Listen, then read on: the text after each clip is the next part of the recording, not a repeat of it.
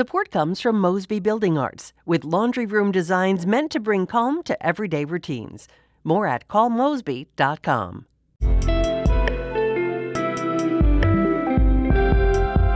From the St. Louis Public Radio Newsroom, this is The Gateway.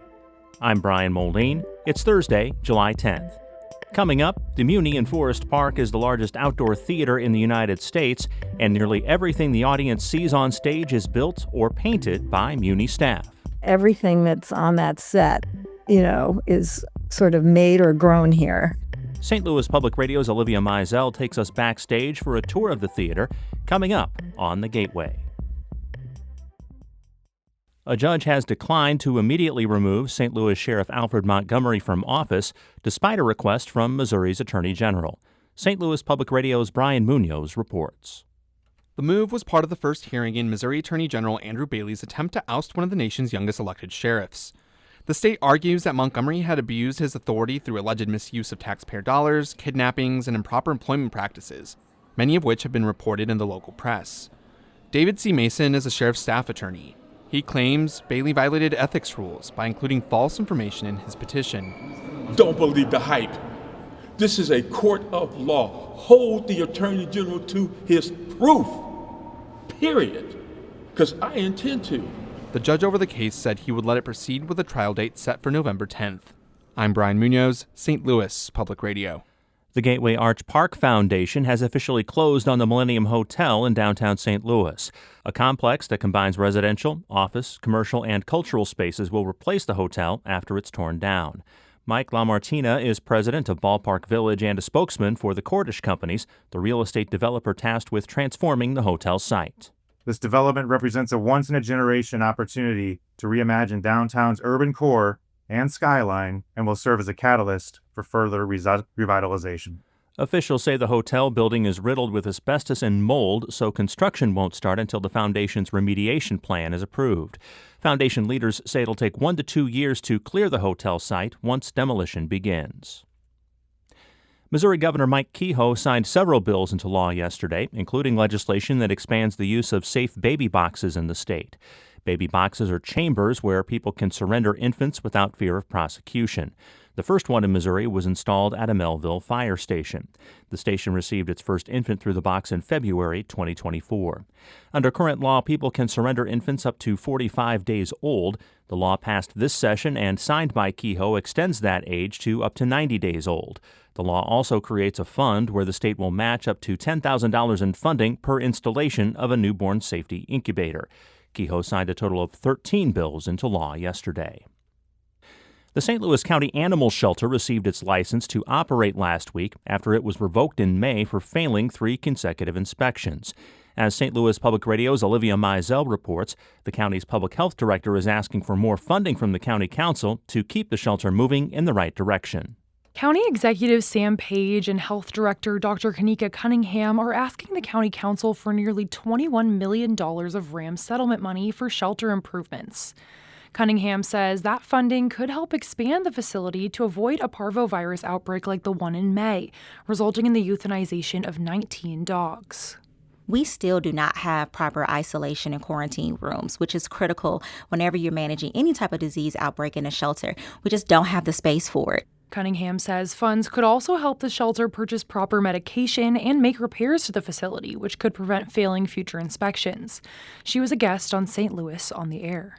I'm Olivia Mizell, St. Louis Public Radio. Illinois U.S. Senator Dick Durbin is denouncing the Trump administration's request for Congress to pull back more than $1 billion it approved for public TV and radio. The bill has already passed the House. President Trump claims PBS and NPR are biased and federal funding for them is unnecessary.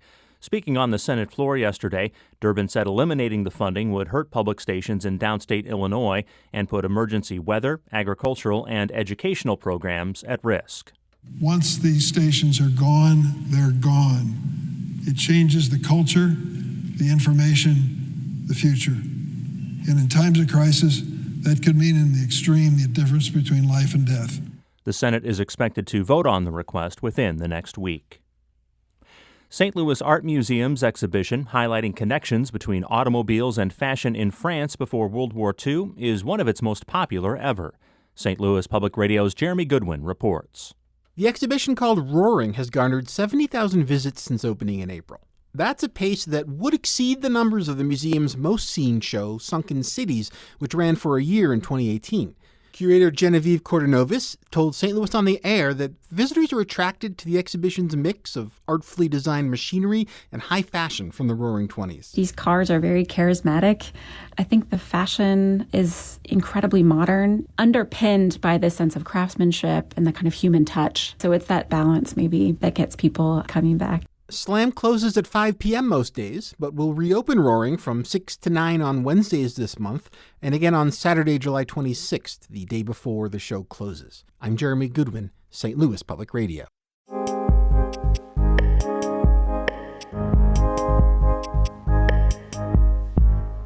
Every summer, hundreds of people come together to bring a series of musicals to the Muny stage in Forest Park. Attendees of a recent Backstage theater tour got a look behind the curtain and saw how a production is brought to life through set design, music, and everything in between. St. Louis Public Radio's Olivia Mizell has more. Is everybody local? No. So some of us are from out of town, so nobody... That's Muny Facilities Manager James Spees kicking off a nearly 2-hour-long tour of the largest outdoor theater in the United States. For more than 100 years, guests have gathered at the Muny to see Broadway musicals. As the actors perform on stage, an entirely separate production is happening behind and below them. Backstage at the Muny tells its own story. Concrete covered in paint from years of set painting, stripped down set pieces being reused for another play, a hidden orchestra pit in the basement. Judith Shaw is the director of the Art Collaborative, which organized the tour. She says she wants her organization to help people see art everywhere. It's more about, for me, about creating an immersive experience of art and being in the art and being intimate with the art. On the tour, Spees says the actors only have 10 to 14 days to rehearse a musical before it is being performed for an audience. If that sounds like a quick turnaround, the scenic artists get even less time. Only 4 to 6 days are allotted for set design for each musical. Catherine Mogul has been a scenic artist at the Muny for 33 years. She has her master's degree in fine arts. When you're going to art school, it doesn't matter how long it takes to make a painting, as long as it's good in the end. So here it has to be good, and it has to be fast, and it has to be efficient. The scenic artists and other staff paint, build, and even weld nearly every set piece that goes on the stage for a Muny show. Everything that you see on stage, it's not a prop or a lighting fixture, is always made by us. Shaw says that was one of the things that impressed her on the tour. I don't think I fully appreciated before Thursday's tour how local it is. Everything that's on that set, is sort of made or grown here. That includes the music. Although the orchestra pit is not visible to the audience, all of the music is played live in the basement, and the sound of the instruments is sent up to the stage through speakers. Video of the orchestra playing is shown to the actors on a monitor so that they can keep tempo. The coolest thing about this orchestra is nobody sees us. They used to be on stage, but Spees says that change was made to protect the instruments from weather damage. And if you can imagine having a full entire drum setup, ×2, sometimes ×3, back in the day, it would rain, and we'd all run out like banshees and try to scoop up as much stuff as we could and get it inside so their $1 million violins wouldn't get ruined. Steps away from the orchestra pit is the Oak Lounge, which functions as a green room and meeting space.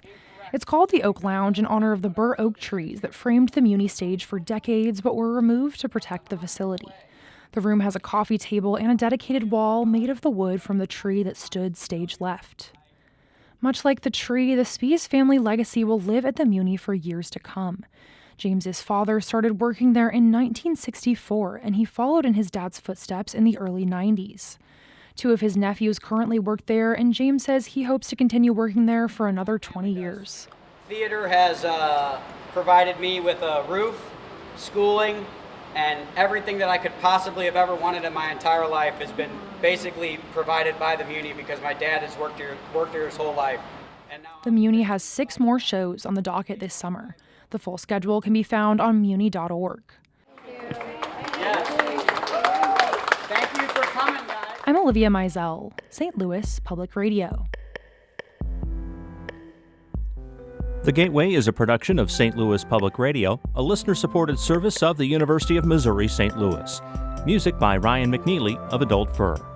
I'm Brian Moldine, and from the St. Louis Public Radio Newsroom, this has been The Gateway.